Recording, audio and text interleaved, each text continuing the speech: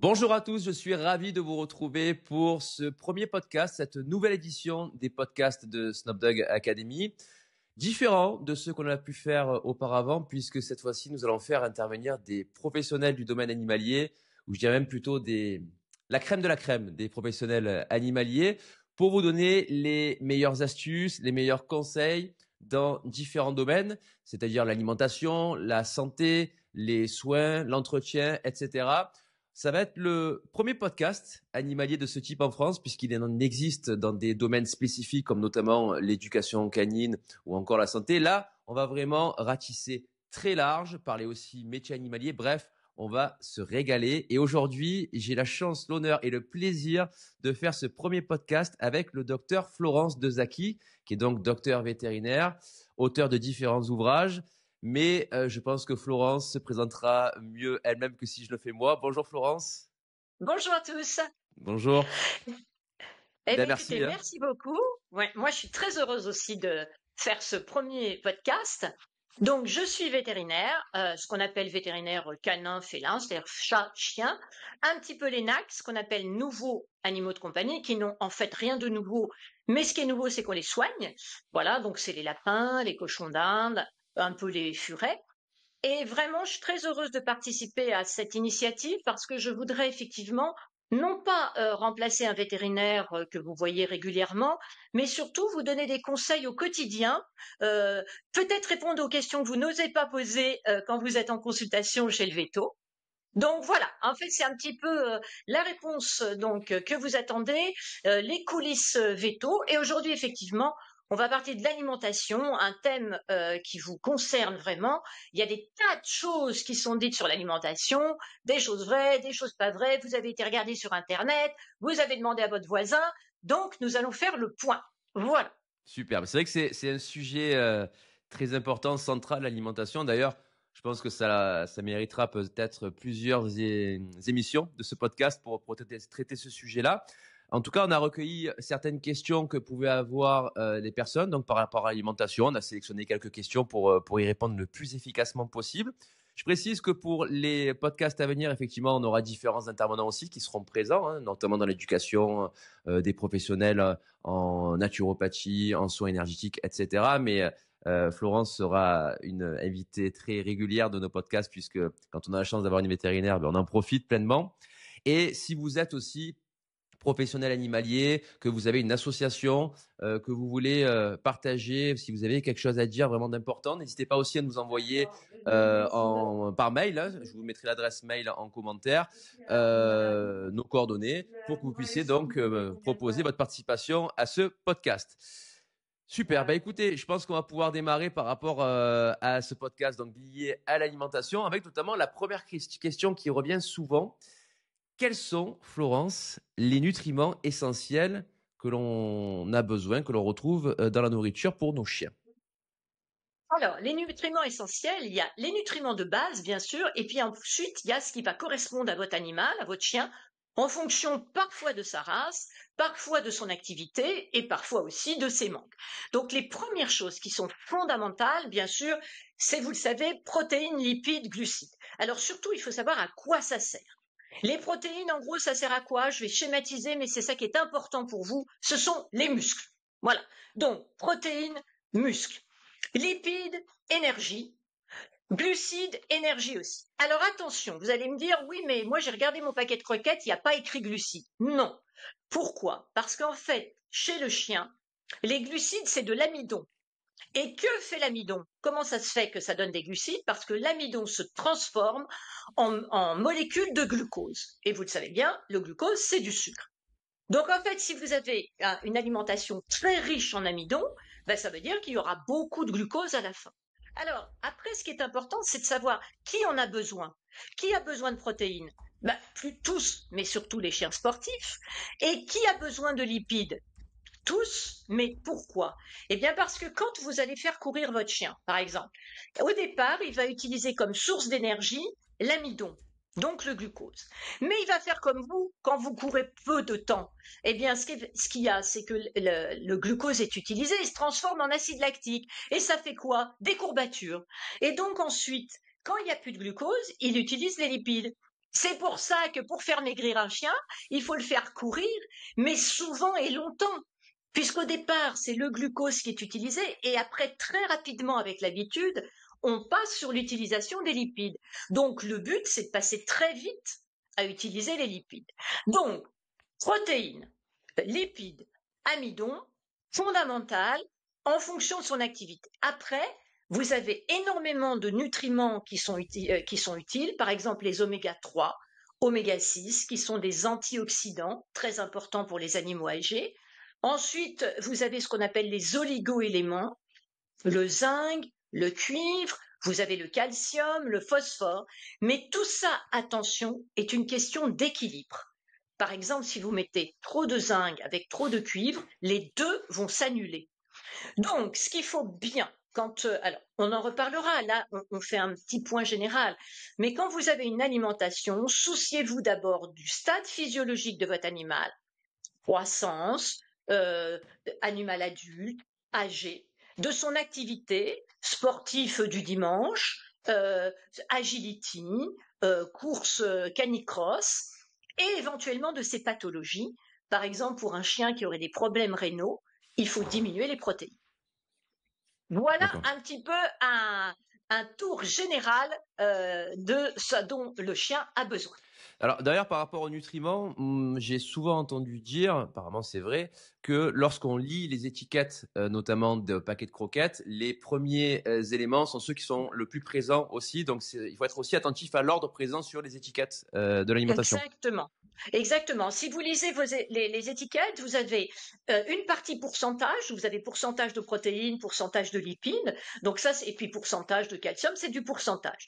Et ensuite, vous avez la composition. Et effectivement, les trois premiers éléments sont les éléments qui sont en plus grande quantité. Donc, si jamais dans les premiers éléments, vous avez viande fraîche, ou ça, c'est bien. Si par exemple, vous avez je ne sais pas moi, sous-produits de poulet, ben, ça veut dire que le plus important, c'est les sous-produits de poulet. Donc, il faut bien que vous regardiez les trois premiers ingrédients. Par exemple, il y a écrit parfois la dinde. Oui, ben, si la dinde, elle est en 10e, il n'y en a pas beaucoup. Alors là, on va pas se faire que des amis, mais dans la lignée des étiquettes, j'ai souvent aussi entendu dire que de par la législation, les fabricants peuvent, on va dire, cacher ou ne pas être tout à fait transparents aussi par rapport aux compositions. Je sais que c'est des questions qui sont récurrentes, qui font peur à beaucoup de personnes, parce que visiblement, eh bien, les compositions sont pas toujours, voilà, vraiment transparentes. Est-ce que c'est vrai? Est-ce qu'on ne sait pas? Non, alors il y a quand même une législation qui est très importante. Il faut savoir que l'alimentation animale, on utilise les mêmes produits que ce qu'on utiliserait avec les mêmes conditions sanitaires que pour les gens, à part que ce sont des produits qui ne sont pas présentables. Par exemple, si vous avez un poulet, du blanc de poulet qui est un peu alors quand je dis abîmé, ça n'est pas périmé, qui a une entaille, et bien ils vont le mettre dans l'alimentation pour les animaux. Non, il y a vraiment une législation, de même que quand par exemple on met au bœuf ou parfum bœuf, c'est très réglementé. Vous avez un pourcentage obligatoire par rapport à la dénomination. Si on met au bœuf, c'est un pourcentage de bœuf. Si on met parfumé au bœuf, c'est un pourcentage. Donc c'est quand même très très vérifié. Donc alors après, il y a un détail qui n'est pas forcément fait dans les. C'est-à-dire que par exemple, vous avez des paquets de croquettes où tous les éléments sont détaillés. Pulpe de betterave, patates douces, il y en a où il va y avoir écrit légumes variés. Voilà. Donc bien évidemment, plus c'est détaillé, plus vous avez d'informations. Mais on ne peut pas dire que quand ça n'est pas détaillé, c'est un mensonge. Ça n'est pas détaillé, on ne sait pas si dans les légumes il y a des carottes, plutôt des petits pois. Mais voilà. Et puis quand même, la prédominance, c'est que c'est vraiment très détaillé. Vous allez vraiment jusqu'à, je vous dis, pulpe de petits pois, même la composition des plantes. Donc voilà, on peut se fier à l'étiquette. D'accord, donc ça c'est un point important. On peut se fier à l'étiquette et donc Oui, au fabricant. Bon, bonne oui, nouvelle, oui. ça peut rassurer pas mal de personnes qui vont voir ou écouter ce podcast. Super. Alors du coup, une question qui en découle, deuxième question qui peut en découler, c'est comment savoir si on a affaire à de la nourriture de qualité pour nos animaux. Alors, ça, on peut le savoir. Très bien. Donc, déjà, vous regardez, comme on a dit, les 3 ingrédients et vous allez tout de suite sur une liste dans les pourcentages qui s'appelle cendres brutes. Alors, c'est quoi les cendres brutes? Eh bien, en fait, quand on prend ce qui fait des cendres, c'est les os, c'est les carcasses. Donc, si vous prenez, alors ne le faites pas, bien sûr, mais j'imagine que vous prenez vos croquettes, vous mettez le feu à vos croquettes. C'est à ne pas faire chez soi. Mais vous mettez le feu à vos croquettes, eh bien, il va vous rester voilà, il va vous rester des cendres, justement, qui sont vraiment des cendres, qui sont en fait les os, donc les carcasses. Et moins il y a de sang, bien évidemment, plus il y a d'éléments intéressants dans votre nourriture, plus il y a de sang. Donc, c'est pas la peine de les faire brûler puisque le fabricant l'a fait pour vous et donc il va mettre le pourcentage. Normalement, il ne doit pas y avoir un pourcentage de cendres plus de 7 ou 8%. Voilà. Alors, les cendres, c'est pas plus mal, parce que quand ils mangent des cendres, ils mangent du calcium aussi et du phosphore, ce qu'il y a dans l'os. Mais ça, alors, les deux vraiment paramètres, c'est vous regardez les cendres brutes et vous regardez aussi, bien sûr, le détail, ce qu'on a dit tout à l'heure, de la composition. Et bien sûr, c'est toujours mieux d'avoir, par exemple, viande fraîche, d'avoir hydrolysa de viande, plus. Alors, sur un autre podcast, on reviendra et je vous prendrai en exemple sur tous les termes.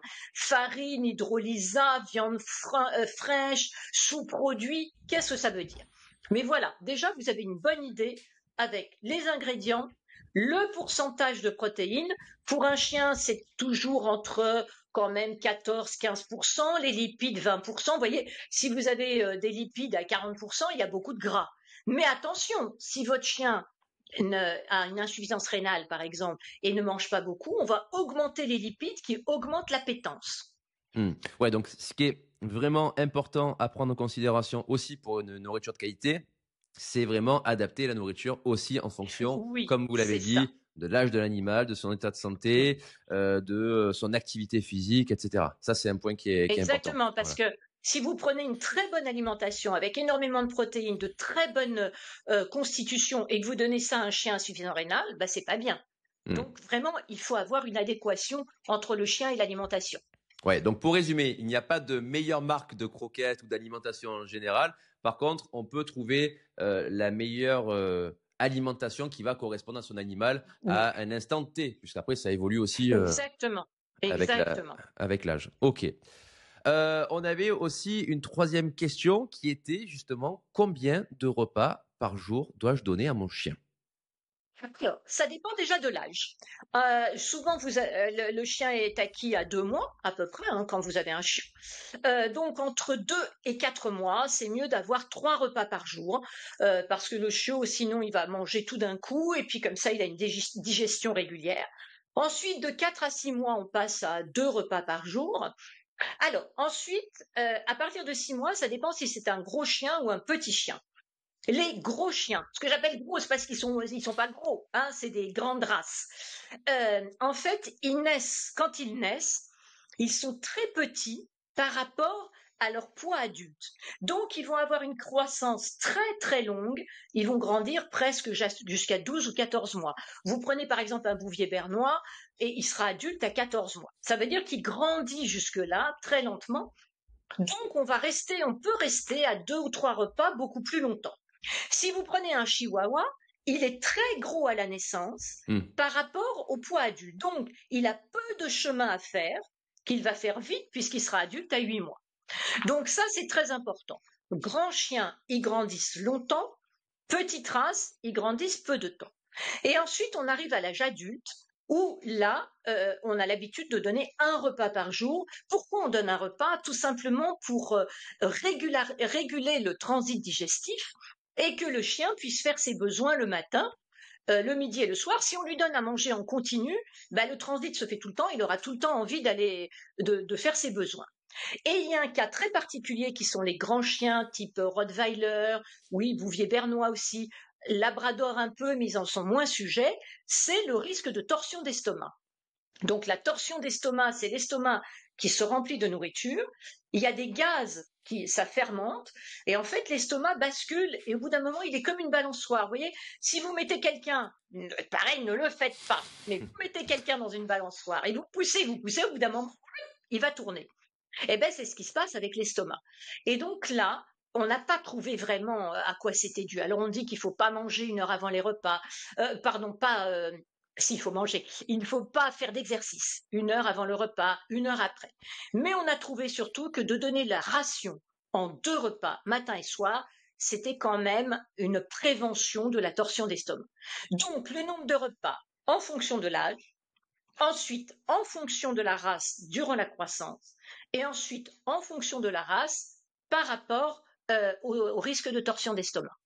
Alors moi j'avais eu parce que faut pas oublier que dans ce podcast aussi, nous sommes des professionnels. Un professionnel, c'est quoi? C'est un passionné qui a suivi des formations. Bon, en l'occurrence, docteur De Saki a suivi la formation la plus poussée que l'on puisse suivre puisqu'elle est vétérinaire. Mais il existe aussi des alternatives, d'autres visions. Et dans ce podcast, c'est aussi tout l'avantage de pouvoir échanger là-dessus, de se dire, bon, mais il y a plusieurs Bien possibilités. sûr. Moi, j'ai entendu dire, on rajoutait un repas par rapport à ce que vous proposez, c'est-à-dire grosso modo, 2 à 4 mois, de 2 à 3 mois, on est à 4 repas. De 3 mois à 5, 6 mois, on est à 3 repas. Et à 6 mois, on passe à 2 repas et on garde 2 repas à l'âge adulte. Alors exactement. Là, moi, ce que je vous ai dit, c'est le minimum que l'on puisse faire. Voilà, parce que il y a des gens, parfois, par exemple sur les chiots qui ne mangent pas beaucoup, qui le laissent en permanence. Ça n'est pas à faire par rapport au transit. Donc, et le chiot a du mal à acquérir la propreté. Après, effectivement, entre 2, 3 repas, il y a également des petits chiens qui restent à 2 repas par jour, matin et soir. Alors, ça dépend. Bon, le plus important, c'est de ne pas, ça n'est pas comment dire, l'habitude de vie du propriétaire, c'est le respect du chien. Alors, il ne faut pas donner 1 repas par jour parce qu'on n'a pas le temps de le nourrir le matin. Mais si vous voyez que le repas, effectivement, que le chien ne mange pas le soir, oui, on peut diviser parce que ça peut aussi pas inquiéter, mais vous voyez un chien qui a une gamelle pleine, c'est comme si vous mettez un plat énorme, bah, ça ne vous donne pas tellement envie de manger, quoi. Hein.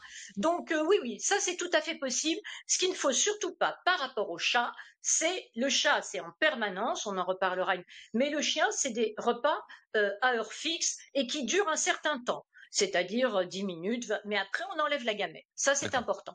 Ouais, là, on précise bien effectivement que sur ce podcast, on parle du chien. Rassurez-vous, on parlera aussi de nos amis les chats. Hein, ils ne seront pas laissés de Oui, côté. voilà. Ça, c'est clair. Alors, justement, on parlait de la croissance, donc de nos amis les chiens.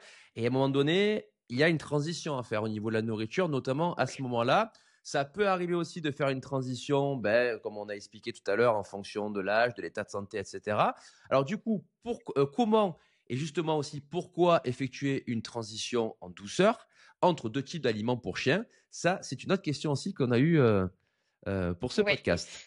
Et c'est très important. Alors, je ne vais pas partir dans les notions scientifiques, mais un mot-clé, vraiment, c'est flore digestive.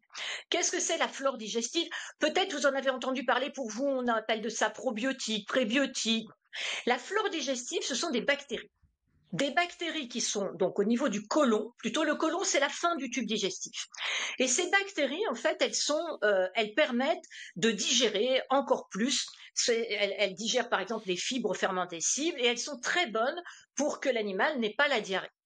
Ces bactéries, elles sont habituées à un type alimentaire. Donc, là, imaginez, votre chien, il a mangé des croquettes juniors, vous passez en croquettes adultes, eh bien, tout d'un coup, la flore digestive voit arriver des croquettes qu'elle ne connaissait pas, et qu'est-ce qu'elle fait? Pour les digérer, elle se multiplie. Or, à un taux normal, elle est bénéfique. Si elle se multiplie, elle devient pathogène, c'est-à-dire elle donne la diarrhée. Les croquettes sont pas mauvaises, elles sont pas des bactéries mauvaises. C'est simplement cette multiplication. Donc, pour que la flore s'habitue tout doucement, eh bien, on fait une transition sur à peu près 1 semaine, je pense, on peut le faire moins, mais 1 semaine c'est bien. Et qu'est-ce qu'on fait? On ajoute petit à petit la nouvelle nourriture dans les croquettes. Hop, on mélange, pour arriver ensuite à avoir une gamelle qui n'est constituée que de la nouvelle nourriture. Alors là, je vous entends déjà et vous dites, c'est pas vrai, moi je donne à mon chien tout, des légumes, du fromage, il n'a jamais la diarrhée. Et oui, parce que vous le faites tout le temps. Donc, comme vous le faites tout le temps, la flore est adaptée. Mais si vous le faites, ne le faites pas par expérience, mais si par exemple, vous donnez des croquettes à votre chien et que tout d'un coup, hop, vous êtes chez des amis, vous faites un barbecue, eh ben, vous donnez de la viande, eh ben, il aura la diarrhée le lendemain. Voilà. Donc, il y a pour ça, quand les chiens ont une déficience dans la flore digestive, énormément de produits qui sont sur le marché. Alors, une petite chose, quelle est la différence entre probiotiques, prébiotiques? En fait, il y a des sachets de prébiotiques qui sont de la flore directement. C'est-à-dire qu'on donne des bactéries à manger. Et il y en a qui vont servir un peu comme de l'engrais pour plantes, qui vont servir à bien fabriquer. Donc c'est plus intéressant. Parce qu'en fait, vous donnez de l'engrais qui va faire que le chien va fabriquer lui-même ses bactéries. Alors, quand est-ce qu'on donne des bactéries toutes faites? Quand il a eu la diarrhée, justement, parce qu'elles sont détruites. Voilà l'histoire de la flore digestive. D'accord. Bon, ben, au moins là, c'est clair. Tout est une question de flore digestive et pas Voilà. vraiment d'aliments directement. Et non, et non. Parce que c'est vrai que la particularité de nos amis les chiens, c'est qu'ils peuvent pratiquement toute leur vie manger la même chose. C'est-à-dire qu'on peut donner Mais les oui, mêmes croquettes, ce qui nous paraît, mais, nous, complètement mais oui, fou. Voilà, donc mais eux, c'est ils ont vrai. cette capacité-là. Alors, justement, il y a une question qui est revenue aussi par rapport à ça, même si là, il va y avoir différentes raisons, Florence, et je vais vous laisser les donner. C'est que dois-je faire si mon chien refuse de manger? Ah, alors, la première chose à faire, c'est de voir s'il n'y a pas une raison médicale. Voilà. Alors, évidemment, la première chose, et ce qu'il faut, c'est voir le comportement de l'animal. Déjà, est-ce qu'il vient vers la nourriture? Ça, c'est la première chose. Ça vous aide déjà à expliquer au vétérinaire, si vous y allez, enfin, comment il se comporte. Donc, est-ce qu'il va vers la nourriture? S'il va vers la nourriture, c'est qu'il a envie de manger. Ensuite, est-ce qu'il la sent? Vous savez, attention qu'un animal qui ne peut pas sentir la nourriture ne mangera pas parce qu'il se méfie. Pourquoi un chien ne pourrait pas manger? Parce que au niveau du sens olfactif, il y a un problème. Ensuite, est-ce qu'il prend la nourriture? Alors là, attention, je vais jouer mon rôle de vétérinaire et utiliser des termes scientifiques. Ça s'appelle la préhension. Hop, Hmm. donc, il s'approche. Ensuite, est-ce qu'il prend la nourriture? S'il ne la prend pas, c'est peut-être qu'il y a un problème de dents, de tartre, d'abcès dentaire. Alors ensuite, on a fait un, il s'est approché. Deux, il l'a pris. Trois, est-ce qu'il la mâche? Parce que s'il passe d'un côté, de l'autre et qu'il ne mastique pas, il y a aussi un problème de dents. Quatre, est-ce qu'il déglutit? Est-ce qu'il arrive à déglutir? Voilà. Donc tout ça, vous voyez, ce sont comment dire, des cas, en fait, des caractéristiques qu'il faut analyser pour bien voir si ça se passe dans la bouche. Ensuite, il peut aussi tout simplement, s'il y va et qu'il recule, qu'il ne l'apprend pas, avoir des nausées. Vous savez, on a des chiens, on appelle ça le syndrome de la vache, qui en fait mangent de l'herbe énormément. Alors attention, là je fais un point, quand ils mangent de l'herbe, ils ne se purgent pas. Hein. Se purger, c'est vermifuge pour les vers. Quand ils mangent de l'herbe, c'est qu'ils ont de l'acidité au niveau de l'estomac. Ça, c'est beaucoup les chiens de grande taille. Alors, ils ont de l'acidité, donc qu'est-ce qu'ils font? Ils lèchent par terre, ils vont manger de l'herbe, et ils ne veulent pas de la nourriture. Alors, donc, on exclut les raisons médicales. Après, franchement, au niveau comportemental, moi, je crois que les chiens qui ne mangent pas ce qu'on leur donne, c'est parce que la veille, ils ont eu un autre truc bon et ils s'en rappellent. Alors, voilà. Hein, alors, donc, quand on dit ah ben il voulait pas trop manger, mais moi je veux qu'il mange, ne vous inquiétez pas, il va pas mourir de faim en une journée. Il peut rester sans manger une journée. Voilà. Et puis alors, évidemment, hein, moi, je vous proposais aux chiens des croquettes, même si elles sont très bonnes, un bon poulet frit et un bon truc avec de la sauce, il va pas vers les croquettes. Donc faites attention à ce que vous donnez quand il n'a pas mangé. Hmm. Alors, quand même, plus de 2 jours s'il ne mange pas ses croquettes, c'est qu'il y a quelque chose. Voilà. Mais vous évitez de changer au départ et vous recherchez la cause médicale. Chez les chiens, les causes comportementales, là je pense que je laisserai un professionnel intervenir. Il peut y avoir aussi des causes comportementales. Ouais. Bah, ça, c'est un petit message à la pet sitter de mes chiens. Quand je les fais garder, elle a cette habitude d'humidifier les croquettes et aussi de donner du poulet à côté. Donc, Et bien je lui voilà. demande pourquoi? Pourquoi humidifier les croquettes? Elle me dit ça les rend plus appétentes. Non, mais si elles sont sèches, c'est qu'il y a une raison. Tout se passe bien en plus. Donc, quand on rentre à la Oui. maison, ben, quand je donne les croquettes, ma chienne me regarde un petit peu comme ça. Et après, elle attend le poulet, quoi. Sauf qu'à la maison, on n'a pas de poulet. Et elle en Et aura pas. voilà, Voilà. et Donc, voilà. Donc, donc attention à ça. attention à ça. Et du coup, pour aller plus loin dans ce que je disais tout à l'heure, est-ce qu'un chien qui mange donc pendant des années les mêmes croquettes, à un moment donné, il peut dire, moi j'en ai marre, j'arrête de manger parce que je veux changer, ça me convient plus. Est-ce que ça peut être aussi une question de goût et de ras-le-bol de manger tout le temps la même nourriture? Alors oui, ça peut. Ceci étant, attention, autant le chat est un chasseur qui dans la nature va chasser une souris, un poisson, donc il a des goûts différents. Le chien dans la nature, enfin les loups, ils chassent surtout des proies, pas un peu toujours les mêmes, mais ils mangent beaucoup de la chair en fait. Donc il a l'habitude d'avoir toujours les mêmes goûts. Alors par contre, on peut jouer au niveau des croquettes avec par exemple un petit peu de jus de viande que vous trouvez dans le commerce. Je vous donnerai pas de marque, mais vous savez très bien. Voilà, donc on peut mettre un petit peu de jus de viande, un petit peu de jus de soja, et ça peut le changer. Exact. Et ça ne donnera pas la diarrhée. Il n'y a pas de souci. Mais vraiment, un chien qui se lasse réellement de sa nourriture, non. Moi, Alors après, je vous dis, il peut se lasser du fait de manger, parce qu'au niveau du comportement, mais c'est le fait de manger. Ce n'est pas le fait de manger ces croquettes-là. Mmh. Parce que j'ai, moi, des clients au salon de toilettage qui me disent parfois qu'ils changent de croquettes, enfin, assez régulièrement pour ne pas habituer, le chien, à un type de croquette et surtout pour lui proposer une variété de croquettes. Moi, je leur explique, je leur dis: «Non, si vous trouvez la bonne formule avec votre chien, surtout ne touchez à rien» et j'irai même plus loin, j'avais un vétérinaire à l'époque, qui était très bien d'ailleurs, avec lequel on avait beaucoup d'échanges, notamment sur l'alimentation. Parce que l'alimentation, clairement, il y a les personnes qui vont défendre les croquettes, d'autres qui vont défendre le barf, certains tout ce qui est ration ménagère, etc. Il n'y a pas de débat à ce sujet, hein, il y a différentes possibilités. Bref, mais Oui. on était à une époque où on disait c'est vrai que le mieux, ça reste quand même les croquettes pour différentes raisons. Et moi, je lui disais donc, quid des personnes qui donnent la ration ménagère à leur chien? Et comme il m'a expliqué, il m'a dit: «Ben non, si ça fonctionne bien, on laisse les rations ménagères, même si effectivement dedans, ben, il y a pas tout ce qu'il faut ou c'est mal fait, ben, on laisse puisque ça convient au chien» et d'ailleurs, moi, j'ai constaté une chose qui est assez drôle, alors peut-être que vous allez me contredire ou pas, mais c'est un constat que j'ai fait, c'est que les chiens que j'ai vu vivre le plus longtemps, là, je vais me faire taper sur les doigts, mais je le dis quand même, étaient ceux qui mangeaient la ration ménagère. Par contre Mais oui, par contre, je trouvais qu'ils vieillissaient très mal. C'est-à-dire que à 11 ans, ils avaient une peau, un pelage qui était vraiment dégradé, mais ils allaient vivre jusqu'à 17-18 ans, là où un chien qui va manger une nourriture croquette ou barf ou autre va vivre peut-être 3-4 années de moins, mais dans de meilleures conditions. Ça, c'est un constat que j'ai fait. Alors, c'est pas une généralité, mais c'est vrai qu'on peut, voilà, on peut voir certaines choses aussi, certains comportements oui. différents. Alors, moi, je trouve que il est évident que la ration ménagère et le barf, c'est ce qui se rapproche le plus, quand c'est bien fait, Mm. de l'alimentation naturelle de l'animal. C'est évident.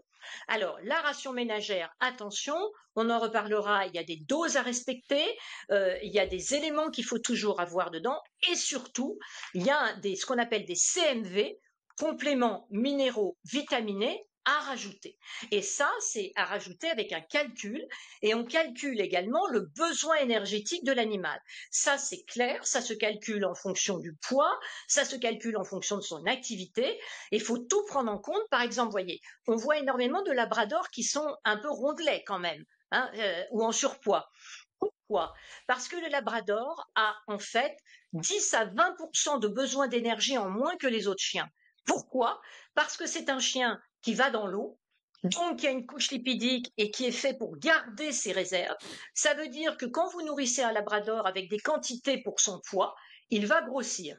Donc tout ça, c'est très important à prendre en compte. Mais quand le barf est très bien fait et que la ration ménagère est très bien faite, et je vais vous donner un exemple. Je parlais tout à l'heure de l'amidon. L'amidon se digère avec ce qu'on appelle une enzyme qui est l'amylase. Le loup en a très peu. Alors, vous n'avez pas de loup chez vous, d'accord, mais vous avez des races qu'on dit archaïques, les Akita Inu, les Shiba Inu, et ceux-là, en fait, ils digèrent, puisqu'ils sont plus proches de l'animal un peu, ils digèrent pas bien l'amidon. Donc, ne digérant pas l'amidon, ils ont dans leur intestin des éléments qui ne sont pas digérés et ils ont la diarrhée.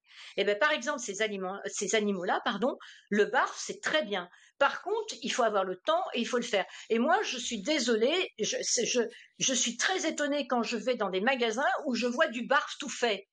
Non, le barf, c'est pas tout fait, puisque le principe du barf, c'est de faire une ration qui est sur la semaine, comme un loup qui mangerait une proie, qu'il répartit sur la semaine.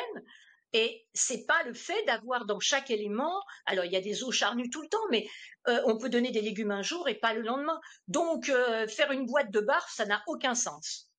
Et puis surtout, comme vous l'avez dit, mais j'insiste, il faut donner aussi la nourriture qui correspond à notre mode de vie aussi, nous, en tant Mais qu'humains. bien sûr, Parce que voilà. si on n'est pas capable, si on n'a pas le temps de faire des rations ménagères qui soient bonnes, qui correspondent justement aux besoins ou de donner du barf, Exactement. ben, il vaut mieux aller sur des croquettes. Il n'y a pas de culpabilité à avoir. Aller sur des croquettes Non, premium, c'est beaucoup mieux que de faire des rations ménagères un petit peu comme ça à l'arrache ou de donner du barf une fois sur voilà. deux. Voilà. C'est pour ça qu'il faut être régulier Exactement. et savoir ce qu'on peut faire. Ok. Alors, Exactement. du coup, on parle de barf, on parle de viande. Alors, la question suivante, c'est est-ce qu'un chien peut suivre un régime végétarien? Alors, bon, comme son nom l'indique, un chien, c'est quand même un carnivore. Un carnivore, ça ne veut pas dire qu'il mange de la viande, ça veut dire qu'il mange des proies. Donc évidemment, je reprends l'exemple du loup, parce qu'on a très peu de chiens actuellement qui tuent des biches. Donc, quand un loup mange une biche, il mange tout. Il mange de la viande, il mange des muscles, il mange du collagène, il mange de la peau, il mange de la kératine, il mange des ongles, il mange de tout. Donc là, et il a surtout un organisme et justement un système digestif qui est adapté pour manger tout. Alors, un régime végétarien, ça veut dire quoi? Ça veut dire qu'il ne va pas manger de viande. Qu'est-ce qu'il y a dans la viande? Il y a du muscle. Qu'est-ce qu'il y a dans les muscles? On l'a vu tout à l'heure, des protéines. Maintenant, si vous avez les protéines végétales ont la moitié, comment dire, d'apport que les protéines animales. Ça veut dire que si on veut une quantité tant de protéines par poids, ça je vous le redirai, pour un chien, ben, il faudra donner 2 fois plus de protéines végétales que de protéines animales. Dans les végétaux, il faut faire attention, il y a des fibres. Il y a des fibres qui sont digestibles et des fibres non digestibles. Je vous donne un exemple, la cellulose, ça n'est pas digestible. C'est ce qui fait, vous savez, c'est dans la salade. Donc, il faut faire attention à cet équilibre-là. Parce que si vous donnez des légumes qui ne sont que en fibres non digestibles, bah, votre chien, il va manger de la salade, mais il n'aura aucune énergie. Donc voilà, donc ça peut se faire, moi je ne suis pas contre, mais il faut faire attention à qui on le donne. Voilà. Et donc, quels sont les équilibres, surtout de protéines et de lipides, bien évidemment. Et donc, au même titre que le barf et les rations ménagères, c'est plus contraignant. Clairement, il faut le dire. Voilà. Exactement, exactement. C'est un peu la même chose que les croquettes sans céréales. J'interviens là-dessus. Bon, les croquettes, pour faire des croquettes, il faut de l'amidon. Point barre. Voilà. Sinon, on n'a pas ce phénomène de dureté de la croquette. L'amidon, c'est où? C'est dans les céréales, mais on n'en met pas. Donc, qu'est-ce qu'on va mettre à la place? Il faut que vous lisiez bien, là aussi, vos étiquettes. On va mettre de la pomme de terre. Donc, dans les croquettes sans céréales, vous avez beaucoup de pommes de terre pour qu'il y ait de l'amidon. L'amidon de la pomme de terre n'est pas toujours bien digestible. Donc, là encore, il faut que vous voyez comment ça s'adapte à votre chien. Et, par exemple, je vais peut-être faire. De toute façon, on est là pour discuter et faire des On est là échanges. pour Mais par exemple, discuter. Voilà. voilà. Moi, je pense que des croquettes sans céréales, c'est pas indiqué pour des chiens archaïques, par exemple, parce qu'il va y avoir des pommes de terre qu'il ne va pas digérer facilement. Moi, j'ai un Staffy. C'est vrai que je suis parti sur des croquettes sans céréales parce que c'est là aussi où on va trouver le plus de protéines. Exactement, mais est-ce qu'il faut qu'ils digèrent? Alors un staffy, c'est des chiens tout à fait.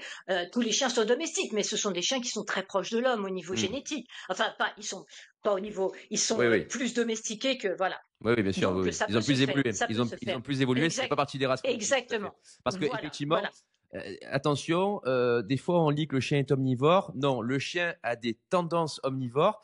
À la différence du chat, on parle pas de carnivore strict. Je crois que le chat, on parle de carnivore strict. Exactement. Où là, le Voilà. chien, c'est plutôt un carnivore, on va dire, opportuniste. Voilà. Exactement, C'est ce qui parce se que dit. dans une proie, il mange tout. Et puis il la mange pendant des semaines, hein, donc oui, oui. Alors, justement, là, on parle pas mal des croquettes. Une autre question aussi qui est revenue, c'était quelle est la différence entre la nourriture sèche, croquettes, et la nourriture humide. C'est vrai qu'on pense plus souvent au pâté, etc. Quelles sont les différences au niveau de l'apport des nutriments, mais aussi au niveau de la santé de l'animal, les avantages et les inconvénients par rapport aux deux, si on pouvait faire un petit point là-dessus.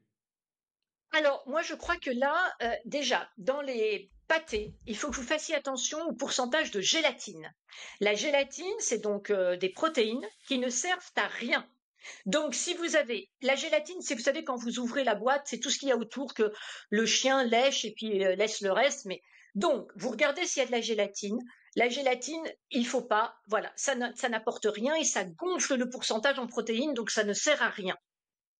Après, ça peut être bien les boîtes parce qu'évidemment il y a de l'humidité. Il faut savoir que dans les croquettes, l'humidité n'est pas notée, mais elle est à peu près de 10%. C'est quand même, il y a quand même de l'eau dans les croquettes. Sur les boîtes, c'est entre 60 et 80%. Bon, donc en fait pour un chien par exemple qui aurait fait des calculs urinaires et qui ne boit pas beaucoup, bien qu'un chien ça boive plus qu'un chat, l'alimentation humide peut être bonne. On peut mixer aussi. On peut faire, si on le fait tout le temps, on peut faire un peu de croquettes et également de l'alimentation humide. Donc l'alimentation humide, moi je trouve ça peut être bien aussi pour un chien qui a un appétit délicat. Attention, l'alimentation humide, elle est à sortir du frigo. Je vous rappelle qu'un chien est à 38,5. Ça veut dire que dans son organisme, c'est 38,5. Vous lui donnez de la nourriture froide, il va déjà perdre de l'énergie à réchauffer tout ça. Donc, vous le mettez à température ambiante. Vous ne le chauffez pas, mais vous le sortez 1 heure avant à température ambiante et en plus, ça fait ressortir les goûts. Donc, croquettes humides, ben, d'abord une facilité. L'alimentation humide, si vous ne donnez pas toute la boîte, il faut la conserver. C'est pas forcément évident à emmener. Ça doit se donner soit tout le temps, soit en mix, mais pas de temps en temps. Et attention, il y a énormément de lipides, donc ça fait grossir. L'avantage de la nourriture sèche aussi, c'est au niveau du tartre aussi, puisque ça permet d'éliminer la Bien pâte dentaire sûr, en, exactement. du moment où, petit message encore à ma pet sitter, on n'humidifie pas les croquettes. Hein. Voilà. Voilà. Oui, c'est vrai qu'il y a une facilité de conservation avec les croquettes. Puis, alors, je précise qu'il n'y ait pas de malentendu. Quand vous donnez de la pâtée, quand le paquet est ouvert, vous le remettez au frigo pour le conserver et Bien vous le sûr, ressortez avant pour qu'il soit à température ambiante. Qu'il y ait pas de... exactement. Ok, Exactement. ok, super. Une dernière question. Alors, je sais, on en a parlé, il n'y a pas de réponse précise, mais j'aimerais quand même qu'on donne les indications pour savoir comment est-ce qu'on peut adapter ça. C'est quelle quantité de nourriture dois-je donner à mon chien? J'aimerais juste qu'on donne, pour les personnes qui regardent et qui écoutent ce podcast, les indications. Comment est-ce que je peux me retrouver pour calculer la quantité à donner à mon chiot, à mon chien au fur et à mesure? Alors, première chose, est-ce qu'il a un poids normal?